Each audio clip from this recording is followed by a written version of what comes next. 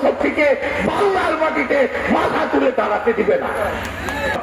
যারা বাবন আছেন, নেতা কর্মীরা আছেন, ষড়যন্ত্র থেমে নাই। ষড়যন্ত্র বাংলার মানুষ ৭১ সালে আপনাদেরকে প্রত্যাখ্যান করেছে। আজকে অপশক্তিরা বসে নাই, তারা বাংলাদেশের স্বাধীনতা বলতে চায়।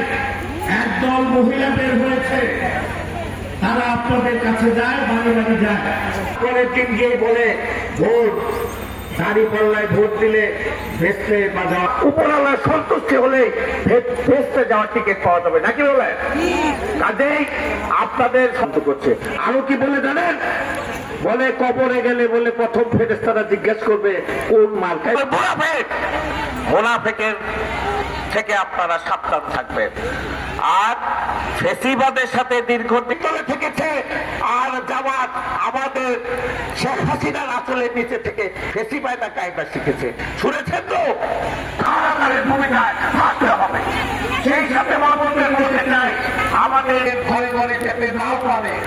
আজকের এই সমাবেশের মধ্য দিয়ে আপনাদের এই সমাবেশের উপস্থিতি শুধু